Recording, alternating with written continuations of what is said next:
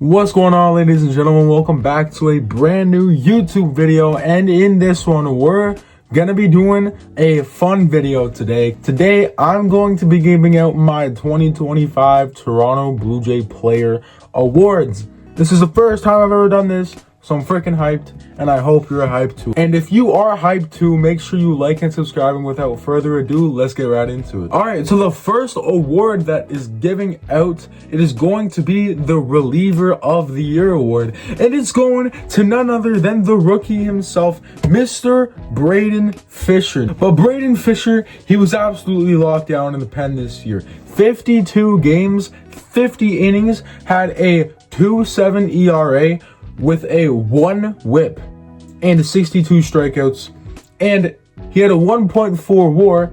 But the most important thing, I feel like, I know people say win-loss records aren't important for relievers, but Braden Fisher went 7-0 in the 2025 regular season, so I feel like that is pretty freaking good if you ask me. The next guy we got, it's going to be the Comeback Player of the Year. Now there's a couple guys that you could argue to put here: George Springer, Bo Bichette, Dalton Varsho. But the guy that I ultimately ended up going with was none other than Bo Bichette. And here's why I went with Bo Bichette. Bo Bichette in 2024 had a batting average of 225, on base of 277, and a OPS of just under 600 with a OPS plus of 70. Also in 2024, he only played exactly half the season at 81 games. This season, Bo Bichette had a 3.5 WAR in 139 games,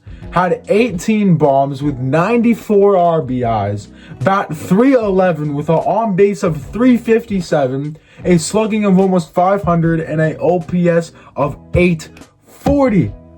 If that isn't one of the biggest leaps from a player that you've seen ever, then I don't really know what we're talking about here. Honestly, he could have been in the race for Comeback Player of the Year, and I actually wouldn't be mad at anybody. Bo Bichette is your Comeback Player of the Year for the Toronto Blue Jays. Next, we got the Silver Slugger, and ultimately, I ended up going with none other than Vladimir Guerrero Jr. for the Silver Slugger award, even though it was considered a down year for Vladdy in the playoffs.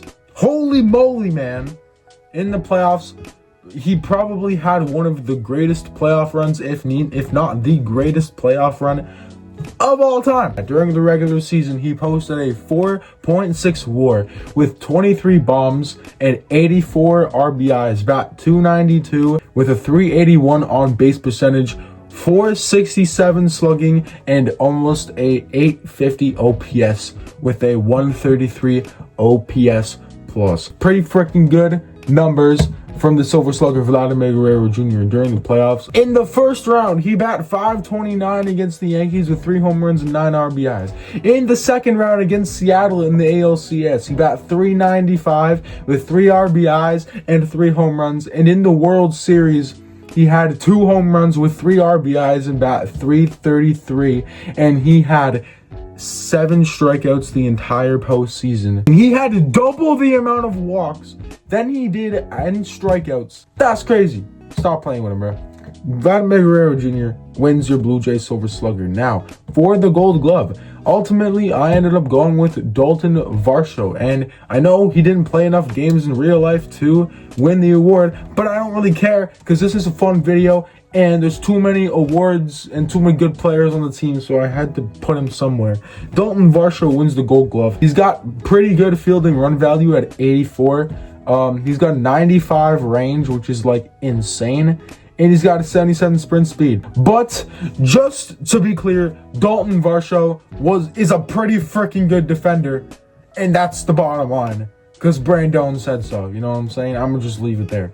That was tough. Yo, shout out Steve Austin, bro. Stone Cold Steve Austin. If any of you know who that is, shout out to you too. We got the Roberto Clemente Award up next. And it's Jose Barrios. Just because of the fact that he was the Blue Jays nominee for the Roberto Clemente Award in real life, like in the regular season, he was our nominee. So he wins the award because I don't really know what it means or what it has to do with. So shout out to Jose Briles, you know what I'm saying? Next, we got the Hank Aaron Award. And this is where I kind of had trouble because it's just the best overall hitter. Could have easily went to Guerrero or Bichette or Springer, but I originally had this guy at the Gold Glove. We're giving it to Ernie Clement, man. Ernie Clement hit 277 with 50 RBIs and a OPS of over 700, but in the playoffs, man, in the playoffs, let me tell you, he was a different beast in the playoffs. In the postseason, he had 1 home run against the Yankees, but that doesn't tell the whole story, man. 643 batting average in the first round against the Yankees, 321 batting average against the Mariners, and in the World Series, 387 batting average with 5 strikeouts the entire postseason. That was crazy. And if that wasn't crazy enough, he set the all-time single postseason hit record for Major League Baseball, man. Ernie Clement deserves the Hank Aaron Award. Nothing to be discussed. Now, I feel like this is pretty unanimous, unless you say he's not in the league for long enough to win this award. But like I said, I don't care how many games you've played, you're still eligible for awards around here. And the Rookie of the Year, without a doubt, is going to Mr. Trey Yesavage. Trey Yesavage in the regular season only had 3 games, but posted a 3.21 ERA and went 1-0 with 16 strikeouts and a 1.42 WHIP in those 3 games. And the main reason he has won this award is during the postseason. And during the Yankee series, he played 1 game. And let me tell you something. What a game it was. 5 1/3 with 1 walk, no hits, no earned runs, 11 strikeouts.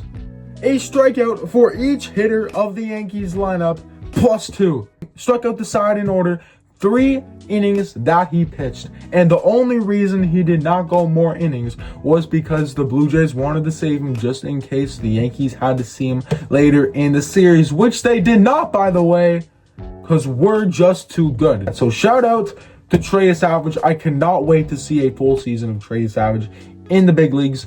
You'll have to freaking see it. All right, we're down to the final 2, and the second last one we got is none other than the Cy Young Award. And I feel like this one might be unanimous as well. We're giving it to the guy, Kevin Gausman. Now, he posted a 3.8 WAR with a 10-11 record during the regular season, had a 3.59 ERA, pitched all 32 games, by the way, and was 11 strikeouts shy of hitting 200. During the postseason, this man was absolutely locked in. He was our ace. During the ALDS against New York, he had a 1.59 ERA against New York, a 2.19 ERA against Seattle, and a 4.26 ERA against the Dodgers. Had a combined total of 29 strikeouts in the playoffs. This man was absolutely locked in and is really deserving of the Cy Young Award for the Toronto Blue Jays. And last but definitely not least,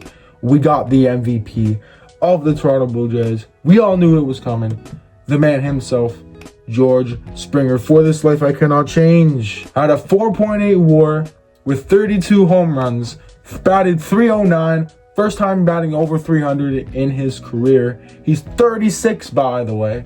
84 RBIs with 18 stolen bases. Had a 400 on base and almost a 1,000 OPS with a 161 OPS plus. 61 points better than the average hitter, which is absolutely insane.